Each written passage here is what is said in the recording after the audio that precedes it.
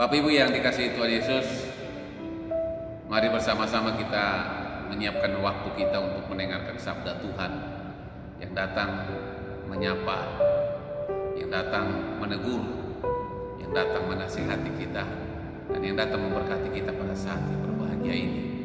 Di dalam Amsal pasal 18 ayat yang ke-14 firman Tuhan berkata demikian, orang yang bersemangat dapat menanggung penderitaannya, tetapi siapa yang akan memulihkan semangat yang patah. Bapak Ibu dikasih Tuhan Yesus, beragam persoalan akan menimpa siapa saja, entah itu orang miskin, orang kaya, orang lemah, orang kuat, bahkan hamba Tuhan sekalipun, tidak terlepas dari yang namanya persoalan di dalam kehidupan ini. Nah Bapak Ibu, kita tidak boleh menyerah karena kita memiliki Kristus. Walau badai apapun yang sedang menerpa hidup kita. Sebab di dalam 1 Korintus pasal 10 ayat 13 bilang pencobaan-pencobaan yang kamu alami adalah pencobaan-pencobaan yang biasa, tidak melebihi kekuatan. Ingat itu, ini firman Tuhan, bukan karangan orang. Nah Allah itu baik, Dia itu sahabat kita. Dia selalu datang untuk memberikan penghiburan kepada kita, dan Dia tidak pernah terlambat untuk menolong kita. Kalau saat ini kita ditimpa persoalan, masalah, hambatan dan tantangan, itu berarti iman kita sedang diuji. Bapak Ibu, kita mau belajar bersama-sama dengan saya mengambil contoh sosok seorang nabi juga ada dalam masalah, keputusasaan, penindasan, tetapi Tuhan tidak meninggalkannya. Bapak Ibu, ada satu kondisi, ada beberapa kondisi yang dialami oleh Nabi Elia, yang dialami oleh Nabi Elia dalam pelayanannya. Yang pertama Bapak Ibu, dia itu lelah. Bayangkan 450 Nabi Baal Elia kalahkan. Nah setelah itu dia mendengar bahwa kerajaan atau raja ingin membunuhnya, atau keturunan raja ingin membunuhnya, dan dia lari menuju ke sebuah gunung namanya Gunung Horeb atau Gunung Tuhan. Nah dia jalan ke sana 40 hari 40 malam dia berjalan, dan dia lelah. Secara jasmani dia begitu lelah dengan perjalanan panjang. 40 hari 40 malam ini bukan waktu yang singkat. Dia berjalan menuju ke Gunung Allah, waktu yang sungguh luar biasa. Di dalam 1 Raja-Raja pasal 19 ayat 4b firman Tuhan bilang begini, kemudian ia ingin mati. Nah ini Elia yang bilang ini.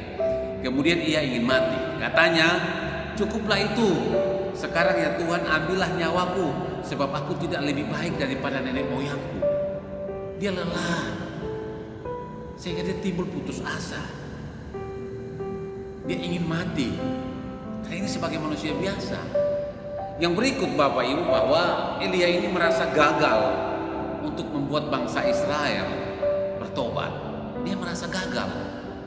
Padahal dia nabi yang diutus oleh Tuhan untuk memberikan pertobatan bagi bangsa Israel. Namun Elia sendiri merasa gagal. Dan yang berikut, dia kesepian. Dia hanya seorang diri saja dalam pelayanan, dalam pergumulan untuk kebenaran, untuk menyatakan kuasa Allah bagi umat Israel. 1 Raja-Raja 19 ayat 10 bilang begini jawabnya, aku bekerja segiat-giatnya bagi Tuhan, Allah semesta alam, karena orang Israel meninggalkan perjanjian, meruntuhkan mezbah-mezbahmu, dan membunuh nabi-nabimu dengan pedang. Hanya aku seorang dirilah yang masih hidup, dan mereka ingin mencabut nyawaku. Ia kesepian, ia frustrasi, ia dalam kelelahan yang sungguh luar biasa. Nah saudara, Bapak Ibu yang dicintai Tuhan, apakah Tuhan hanya berpangku tangan melihat kondisi ini? Apakah Tuhan hanya tersenyum, ataukah Tuhan membiarkan dia tanpa ada solusi? Allah itu tidak tinggal diam, Tuhan tidak tinggal diam. Ia tetap memperhatikan Elia.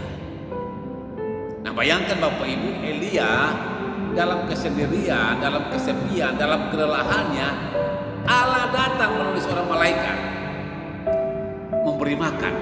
Ini sesuatu yang sungguh luar biasa. Bayangkan Elia makan makanan dari surga. Karena yang diantar adalah seorang malaikat. Makanan itu dari mana? Malaikat itu mengantar makanan dari surga. Makanan yang langsung buatan tangan Tuhan. Ini sungguh luar biasa. Sehingga firman Tuhan datang kepadanya begini, pergilah kembali ke jalanmu melalui padang gurun di Damsik, ke Damsik. Dan setelah engkau sampai, engkau harus mengurapi Elisa bin Safat dari Mehola menjadi nabi menggantikan engkau. 1 Raja-Raja 19 ayat 15 sampai 16. Nah saudara, ketika anak-anak Tuhan putus asa, mari kita ingat ada Yesus Kristus yang dapat menolong kita. Ini Elia, tidak ada siapa-siapa yang mengurus dia. Dalam kelelahan, keputusasaan, frustasi, dia dikasih makan oleh Tuhan sendiri. Nah kita pun demikian. Kita harus tetap semangat karena Yesus ada dalam diri kita. Kita selalu optimis membangun kehidupan ini. Nah saya ingatkan, jangan terlalu memfokuskan diri dalam ajaran-ajaran dunia atau kehidupan dunia sehingga kita lupa mempersiapkan diri untuk kehidupan kita yang kedua. Jangan hanya mencari harta di dunia ini, tetapi siapkan diri kita untuk kehidupan yang kedua. Agar ketika harinya kelak nama kita dipanggil, ada kita menjawab ya, nama kita disebut. Sehingga tak ada bagi kita mengatakan tak ada jalan keluar dalam hidup ini ketika kita menghadapi masalah. Karena Filipi pasal 4 ayat 13 bilang, segala perkara dapat kutanggung di dalam Dia yang memberikan kekuatan kepadaku. Ingat, ini firman Tuhan. Untuk itu yang terakhir, untuk menjadi orang yang bersemangat dan yang optimis dalam hidup ini, kita memerlukan satu keberanian bertindak untuk mengambil resiko. Masihkah ingat kita kisah Mesak, Sadrak dan Abednego? Mereka harus mengikuti titah raja, yaitu menyembah raja, tetapi mereka tidak mau. Ingat di dalam Daniel pasal 3 ayat 17 sampai 18, kalau saya mau simpulkan bahwa begini, ketika Allah yang kami puja sanggup melepaskan kami, maka Ia akan melepaskan kami dari api perapian yang menyala-nyala. Tetapi jika Allah pun tidak melepaskan kami, kami tidak akan sujud menyembah kepada Tuhan. Ini luar biasa. Mau Tuhan tolong, Tuhan tidak tolong. Mau waktu sekarang persoalan yang singkat atau persoalan yang berat, mereka menghadapinya dengan iman. Kalau Allah yang kami sembah sanggup melepaskan kami, Dia akan melepaskan. Tetapi sekalipun Dia tidak melepaskan kami, kami tetap beriman kepada Dia. Ini iman yang patut dicontohi. Supaya kita tetap bersemangat, ingat Tuhan ada bersama-sama kita. Dan yang terakhir, jangan lupa berdoa. Awali hari-hari hidup dengan berdoa, karena Tuhan dekat dengan kita. Selamat berkarya, jangan patah semangat, tetap maju, optimis menghadapi segala perkara.